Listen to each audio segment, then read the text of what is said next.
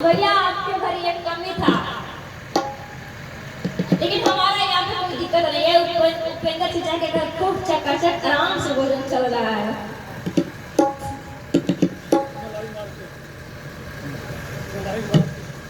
बोले विश्वामित्र जी कि महाराज भली रचना है, इतना प्रशंसा कर दी है कि तुरंत जनक जी ने बोले कि ये बाबा जी को सबसे ऊंचे वाला आसन पर बैठा दो। ले जा करके सब मंचन से मंचे सुंदर विशद विशाल मुनि समेत दो मंगतमा बैठा रे महिपाल।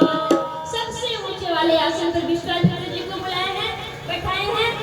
बगल बगल जो आसन था अगल बगल वाला, उन पे राम लक्ष्मण जी को बैठाए।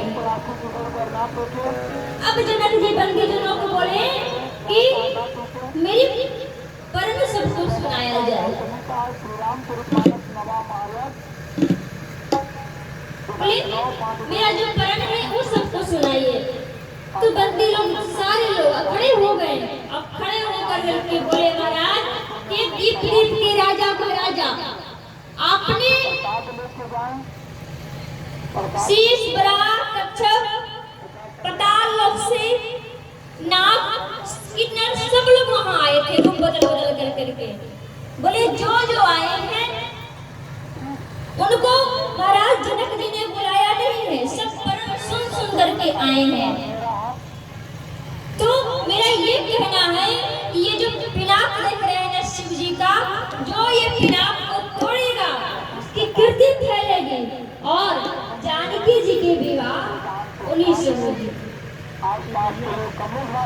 सभी राजा लोग थमा करके उठे हैं भैया, और कोई परिकर बांध रहा है, कोई धोती बांध रहा है, कहीं धोती ना फट जाए उठाने में, कोई अपना मुकुट को सीधा कर रहे हैं। बड़ी ही स्थिति है वहाँ। परिकर बांध उठे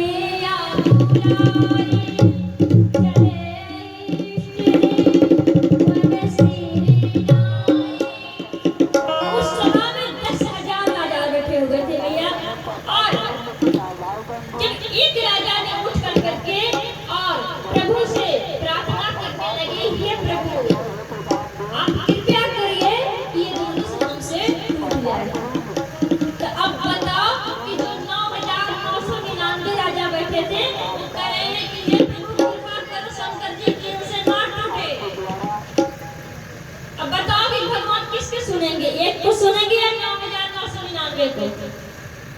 कहिए चुप रहती नहीं बोलते हैं। सुनाई नहीं पड़ा तो जोर से बोलिए। एक के ना अब 9,999 राजा बोल रहे हैं इनसे ना टूटे। राजा गए उठ के बैठ के सूत के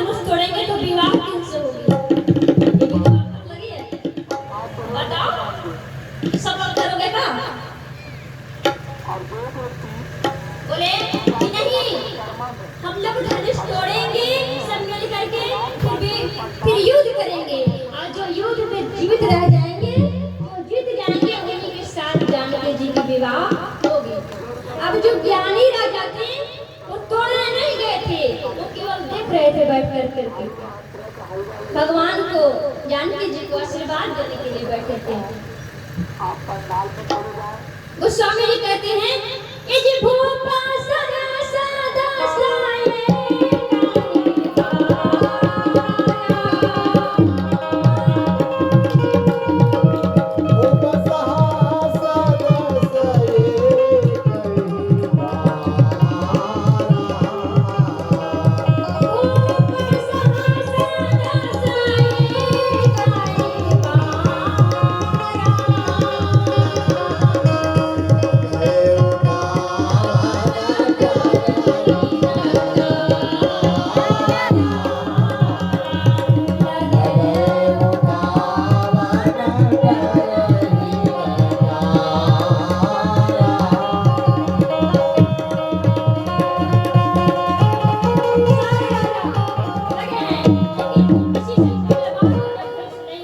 थी। तब जनक जी ने आ गए आवेश में और बोले, हे दीप दीप के राजा महाराजा, आपने सब परम सुन करके आए हैं, किसी को हमने बुलाया नहीं है। मैं जान गया कि धरती पर कोई वीर नहीं है। यदि वीर होता तो धनुष टूट जाता। अगर जो मैं क्या करूं समझ नहीं आ रहा है। यदि मैं अपना परम को तोड़ता हूँ तो मेरी बेटियां कुमार रह जाएगी। अब अगर परम को मैं निभाता हूँ तो विवाह नहीं होगी, कलंकित हो जाएगा। अब मैं क्या करूं कुछ समझ नहीं आ रहा है।